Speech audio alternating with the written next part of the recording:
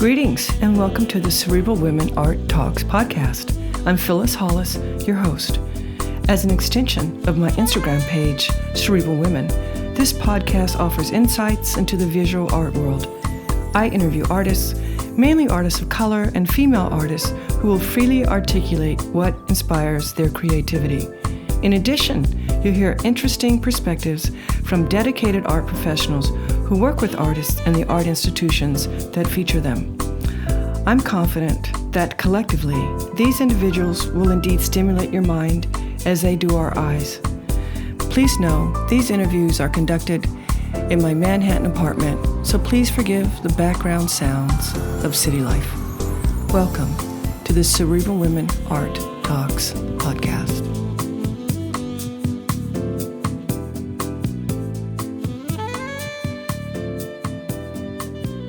In this episode of the Cerebral Women Art Talks podcast, I feature Hiba Schahbaz.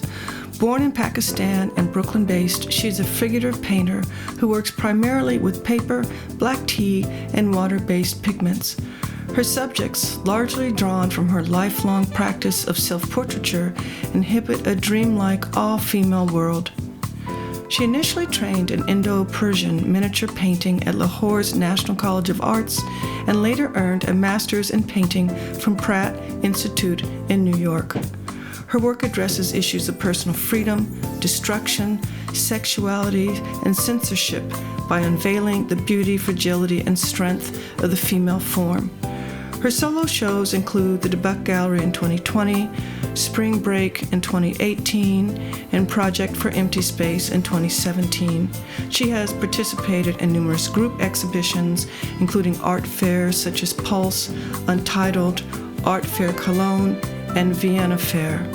Her work is currently featured at 75 Rockefeller Center in New York City during the third year of the Art in Focus public art program that was announced on January 11th by the Rockefeller Center and Art Production Fund. The installation will be on view through May 4th. Hiba has been in several residency programs. She's been written about in various publications, and she has curated painting exhibitions in Pakistan and India. Please welcome Hiba Schahbaz to the Cerebral Women Art Talks podcast. Thank you and enjoy. Welcome, Hiba. I'm so excited to feature you on my Cerebral Women Art Talks podcast. Thank you. So happy to be here. Thank you for inviting me. Yes, and this is so timely because you just currently have an installation at the Rockefeller Center. But before we dive into what's going on now in your life, let's chat about when in your life did you recognize that you're an artist? I would say pretty early.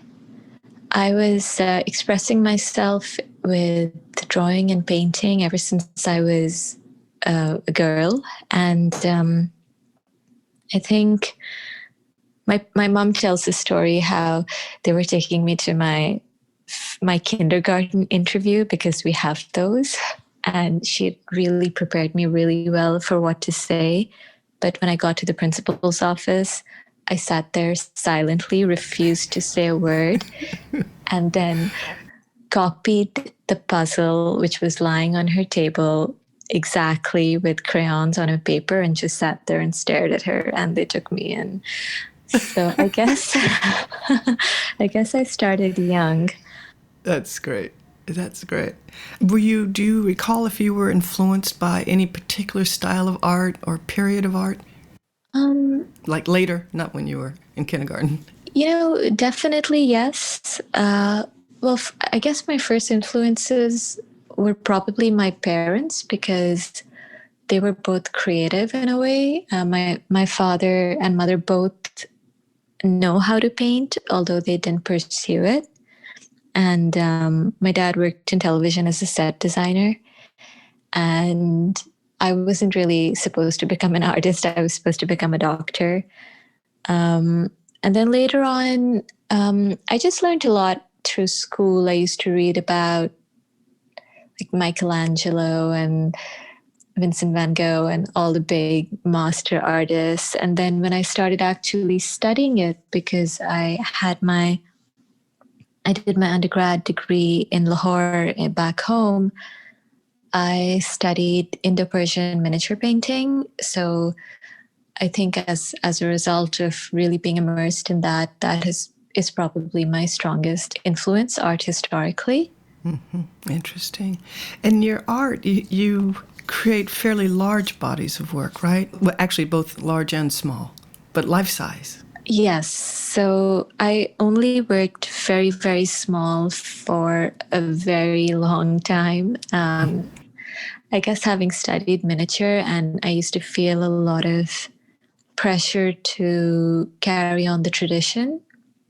And so I was immersed in just making small paintings for a really long time. But when I changed the scale, they became life size and sort of more muralish. So there was really no in between. I'm still trying the in between, but I haven't really gotten there yet. Well, your current, let's talk about Rockefeller Center now. It's a 125-foot long mural. I mean, that's fairly big. Yes. So, well, with the Rockefeller Center, the way they structure their program is they do this Art in Focus with Art Production Fund, where they work with an artist who takes over, I think it's all their ad spaces, not all of them, but a bunch of them. And then they have a few windows where you install original art. So I did do a mural for that space. I didn't paint that at that scale because, the commission, like I didn't have enough time to paint at that scale. And plus, the work for the ad spaces is all printed and then installed. But yeah, I painted it so that it came together as a 125-foot mural. Although even in that, normally my figures are at least my height. Like I'm 5'2", so that doesn't say a lot, but they're at least, or they're larger than me. And over here, the width of the mural was maybe 60 inches, so the figures were definitely smaller than me. So this was actually, I think, whereas it comes to the scale of the figure, it was me trying to not paint life size. It was me trying to paint a little bit medium, but the scale of the project was very large. I'm very curious about your use of materials and the layering. Can you comment on that? Yes. So primarily I have been working on paper. As a miniaturist, I learned how to make my own papers and paints and brushes. And so I'm like very involved with a more, I don't know what to call it really, but more handmade way of working. And like I'm kind of used to being involved with all the details of making a painting, like making the paint myself and all of that. So when the scale of the work expanded, I started using also handmade paper, but not paper that I was making, but paper that's made. There are two different kinds. One is made in India by a much older man, and one is made in Indiana. Oh, really? Something. Oh, that was like no pun intended. Yeah, so at a farm, and I use those, and I do layer my paints a lot. I work with watercolor. I work a lot with tea, and I work a lot with transparent surfaces and layer them to make them opaque. So that's part of my process. Yeah, it's beautiful. It's lovely. I hope people stop by. New Yorkers can stop by and see In My Heart, in the heart of New York City. Thank you. I stole that from the White Wall article that was written about you on February 2nd. Can you comment on what inspires you to include elements of Mother Nature, animals? Yeah, I think even though I kind of grew up in a big city, big overcrowded city, and now I live in one, not so crowded right now though, but normally, I think I'm always very, very drawn to nature, and I love animals. I think if I wasn't an artist, I would want to work, in like an elephant orphanage, or like with pandas, or like just somewhere completely wild and free, immersed in nature. There's still time, right?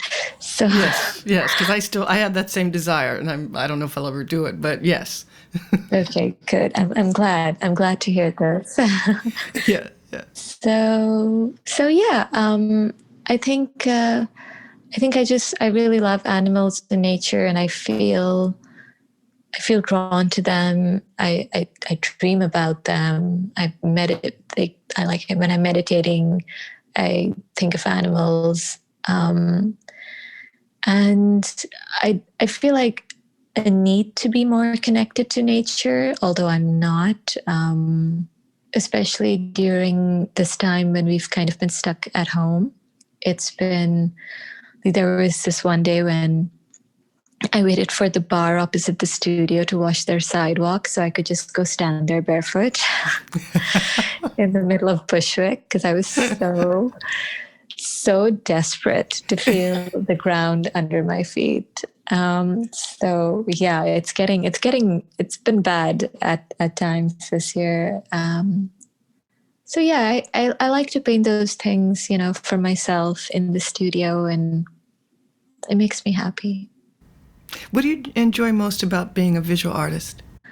Well, I love the creating part the most. I love just being involved in making and painting, and being in a space where I can freely express myself. I think I've always been kind of mediocre at best with words, and always been a little more hermetic. And so art has given me a space for self-expression, which I maybe wouldn't have had otherwise.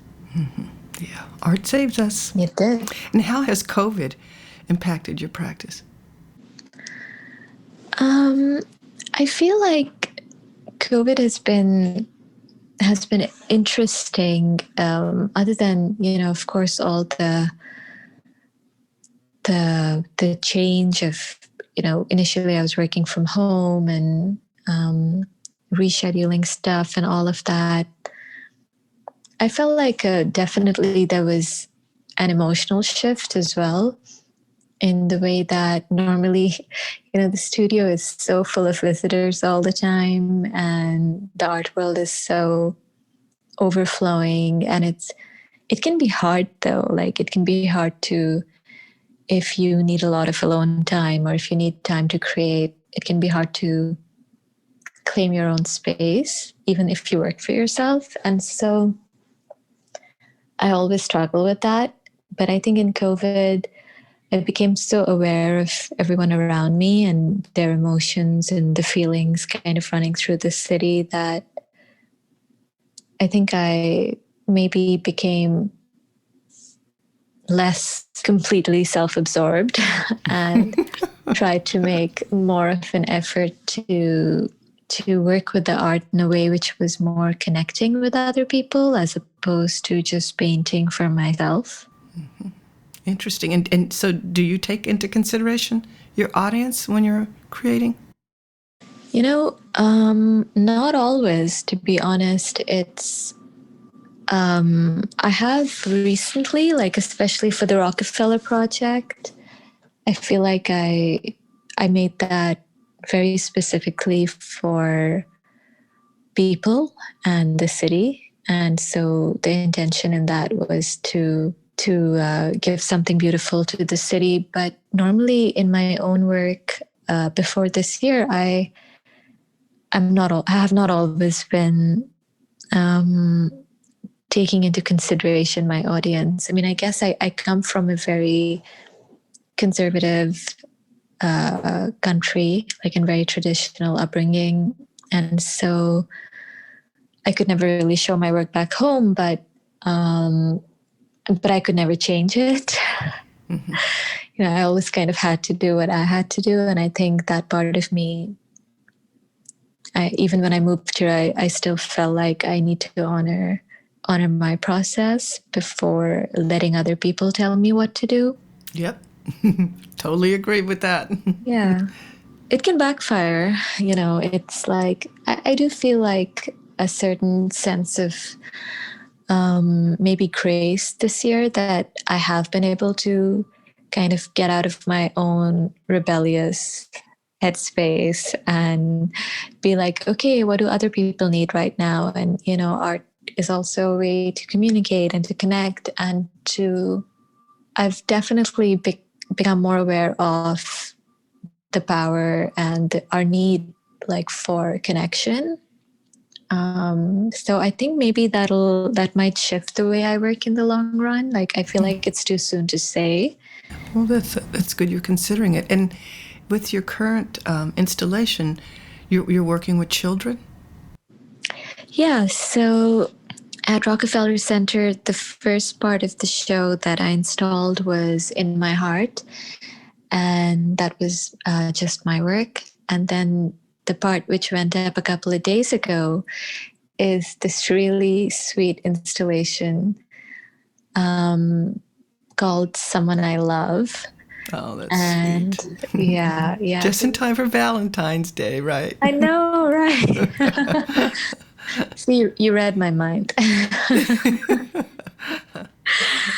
So I did a workshop with a live stream workshop with kids all over the world, and we wanted to paint portraits of people we love. So, and then they sent their work, or they dropped it off if they were in New York, or they DM'd photos. And so we collected their artwork, and we wanted to create a collaboration between their work and my work. And this is like a public art program, which was initiated by Art Production Fund and Fort Gansevoort to kind of instill confidence and creativity in young artists. So it was sort of a way to, again, to be more community oriented, and I had no idea what it was going to look like. So it took 16 hours to install, and when I left, it was 3 a.m. and snowing, and I couldn't think, I couldn't even see straight. So I went back to see it yesterday. And it was fun because one of the kids, who was Amalia, she's a young artist in New York, and she's applying to an art high school, and she's building her portfolio, and she came with her mom to see it at the same time I was there. And some other parents sent photos of their kids. So it's just really lovely to see that interaction. I don't know about you, but I did a lot of reading this last year, and I was reading this book. By this author, Brené Brown, and she was talking about how creativity is it's in all of us. It's not just in people who are artists or musicians or writers or involved with art. It's in all humans, and depending on how how we're treated as children and in school, we become either comfortable with it later or uncomfortable with it. And that adults who are creative are much happier and at much less risk for depression. So I thought that was really kind of interesting, that actually we are all artists. It's just that all of us were not encouraged to be creative. Yes, and in creativity, it comes in so many different forms, The person that's designing clothes or decorating a home or floral arrangements. 100%. Yes. So I think a lot of us, we don't even realize that we are being creative when indeed we are. Yeah. But I know that being around creatives and observing and talking to all of you is also very important for a lot of us, just to be able to connect, So on that note, what do you feel is the purpose of art? After reading the book and thinking about it, what is the purpose of art? Oh, that's a hard question. Mm-hmm. I guess, I suppose there's like the purpose to the artist, which is to express. I think some people, like whether they're composing music or writing, their natural instinct is to express. But I also think we're so connected as people that when we express, we're not always just expressing for ourselves. We're expressing for maybe a whole group of people or a whole moment in history. I think over time, art has been utilized functionally sometimes, as in Indo-Persian miniature painting, it was used as a documentation, like a historical documentation, kind of. Paintings were a narrative for art history and what was going on in that moment. And it was used to illustrate epic poems and things like that. And it has so many, in a way, different functions. But I think also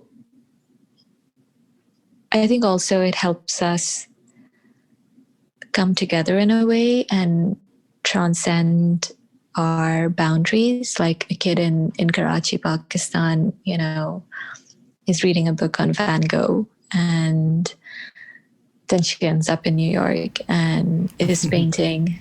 It's such a classic way that we learn about different cultures and different people, and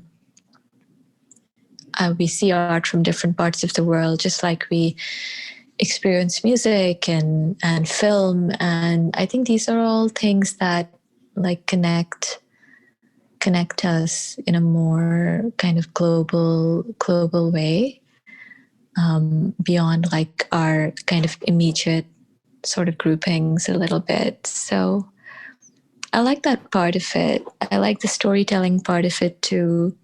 Like the more people I've had over at the studio, and normally I have a lot of women who visit me, they tell me their stories, and I kind of realize how we're all so similar, even though we all come from such different backgrounds. We have so many things in common, just being women and being part of like this experience of life at this time.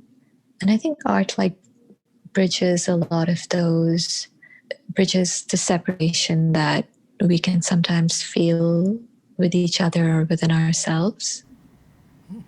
And on the note of women, can you comment on the female gaze that's depicted in your work? So I guess I paint women from a woman's perspective. And so the way I see them is probably very different from how, from the male gaze. And I think I'm much more interested in the emotional life of women and their inner life, and how to reflect that inner life outwardly, like in an outward fashion.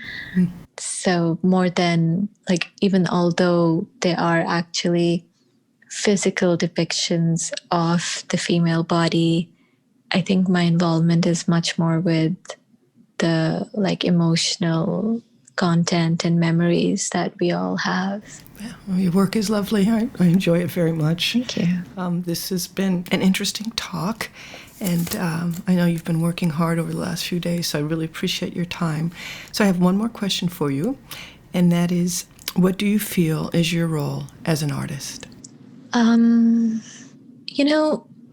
think,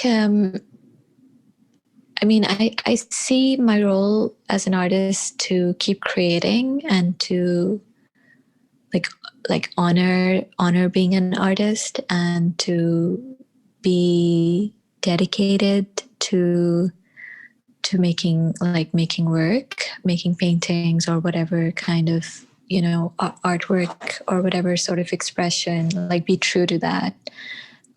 I also see, I think that my role as an artist has changed so much over time. Like when I was younger, I felt like my role was to learn how to paint, and it was really important for me to kind of hone my natural skills, and everything was about technique and like being in a space of learning. And I guess after a certain amount of time, when that stops, then I felt like my job was to learn how to express myself or to be able to add content to the medium. And, these days I'm trying to communicate with people outside of myself. So I feel like that role changes a lot. And I kind of, I want to leave it fluid. Like I don't want to commit to a particular stance and feel like, okay, this is the sort of artist I have to be, because having painted miniatures for so long, I kind of realized that it's so exciting to be able to just flow with your work and kind of go with where it takes you instead of trying to control it too much. So yeah, I do feel like it's a role that keeps shifting, and which will probably, I hope, keep shifting with time. Yeah. Well, thank you. And I really appreciate your focus on the female. Thank you. And components of Mother Nature. I think it's a beautiful combination. So thank you so much for your time. And I encourage everybody to view your installation if they just happen to be in New York until, when does it close? May? I think it's supposed to be up through May 1st, tentatively, yes. Yeah. So the weather will be nicer, and those of us who live here can stroll by. The tulips will be in bloom. Thank you so much for your time today. Thank you, Phyllis. It's such a pleasure talking to you. Thank you. Thank you for listening to Cerebral Women Art Talks podcast. For additional content, please visit cerebralwomen.com and be sure to follow Cerebral Women on Instagram.